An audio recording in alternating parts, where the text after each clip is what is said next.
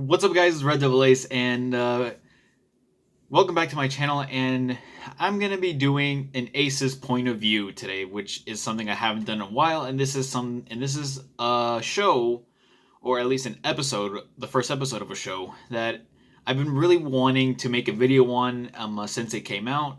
And you can probably tell from the thumbnail or from the title that I'm going to be looking into the very first episode of Sakamoto Days. Now, as I've said in my new Shonen 4 video, that with this, alongside Dandadan, Kagurabachi, and Gachikuta, is going to be the new Shonen 4 moving forward, taking the mantle away from My Hero Academia, Demon Slayer, Black Clover, and Jujutsu Kaisen, now that those main four are ending around the same time period, and these four are starting to hit their stride.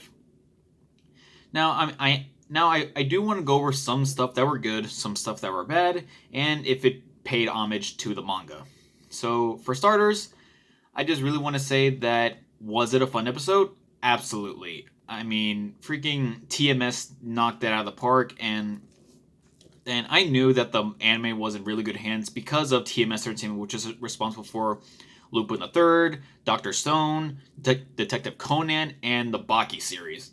So right off the bat, and from the trailers that we've gotten on the internet, that the animation is obviously going to look fantastic. But a lot of people were skeptical because pretty recently, there's also a stigma of new modern shows not paying homage or not being as detailed and as descriptive as the manga was. So there were a bit of skepticism around Sakamoto Days, but from the first episode I've seen that came out on January 11th, it blew all of my expectations away and all my worries went to hell.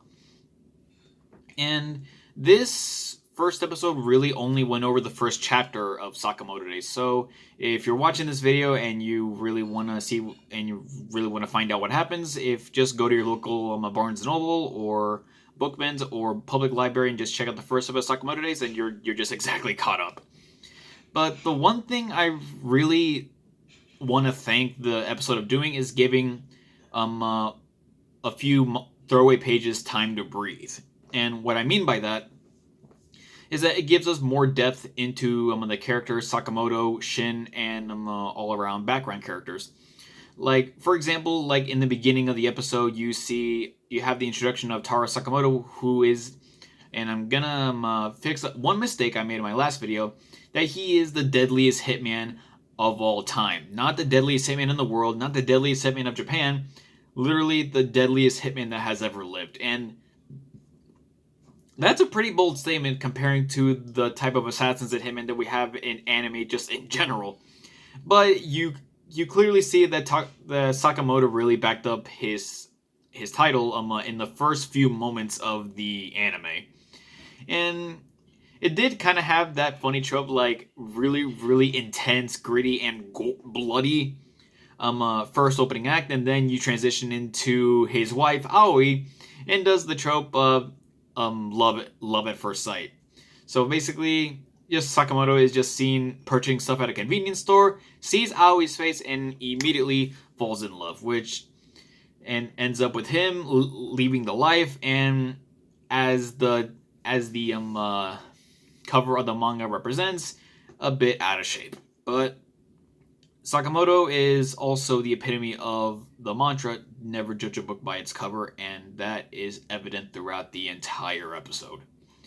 And then we get introduced to Shin, who was Sakamoto's ex-partner when Sakamoto was still in the life, and he has to comprehend his task of offing Sakamoto for leaving the life, and just the absolute pure culture shock of Sakamoto's new domestic life.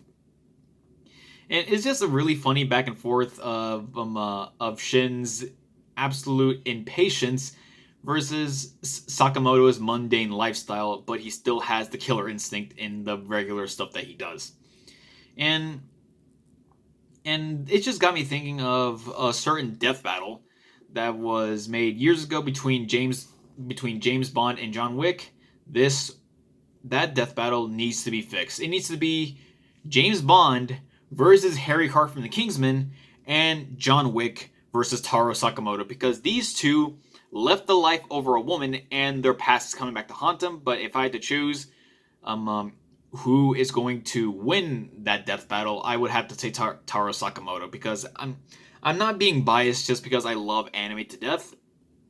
You clearly see that Sakamoto still hasn't lost his touch in non-lethal and lethal methods. Like, the action scenes are absolutely sublime, and there were some comedic moments that I feel like only older teenagers would actually understand. And it's just, it gave me a few big laughs throughout the middle of the episode, and just above all, it was an absolute amazing start to Sakamoto Days. Like, a lot of people were hype around the first episode of Dandadan. I feel like this is a bit more understandable, because when I first saw Sakamoto Days, when I first saw Dandadan, it was a bit hit or miss, because everything was just all over the place. But this actually tracks. You can follow what the characters are doing and what the characters are going to do. And just the relationship between Shin, the clairvoyant, versus Sakamoto, the silent assassin, it was just absolutely hilarious, because Sakamoto is the type of person that doesn't really talk much to customers, or I think even his family for that matter, but he still gives full-blown sentences to Shin just because he knows Shin is a clairvoyant, and they have these interesting conversations together. It was an absolute fun time. I'm freaking cracking up right now just from remembering some of the scenes. If I had to give one criticism, and this is mostly just from the ending of it, and it's just purely an animation sort of issue, that everything else looked pretty top notch, and then up until the end, it was a small part of the ending that kind of made me sneer a little bit, but it's completely like throwaway. It doesn't really matter much, because I'm pretty sure like 99% of the episode was absolutely incredible. So if I had to give a 1 out of 10 rating to Sakamoto Days Episode 1, it would be a solid 9 out of 10. Like, good pacing, amazing characters, awesome development, incredible action. It's just been a really fun time, and it got me even even more hype for what Kagurabachi is going to be like when that gets animated, or which animation studio is going to animate that series. And with the Black Horse of the new generation shonen for Gachiakuda. So that's all I really wanted to say. If you still want to see Sakamoto Days, I highly recommend it, and please keep your eye on this series moving forward. And I don't know if this still will have the same 12 episode season recipe, but I'm pretty sure every episode is going to be incredible. And also the opening, a pretty good bop. I mean, I will say that it's not, my personal opinion, the Dandadan opening has a better song, but Sakamoto Days is still a good head bopper.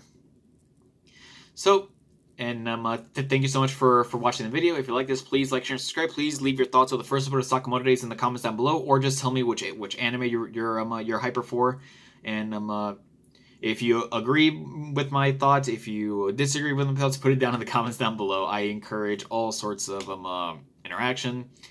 And I will be try streaming more consistent on Twitch. And my Twitch is in the description, or it's just some Red Devil Ace, my YouTube channel with the number 1 at the end. So, like I always, get the blood boiling and the heart pumping. My name is Red Devil Ace, and I'll see you all next time.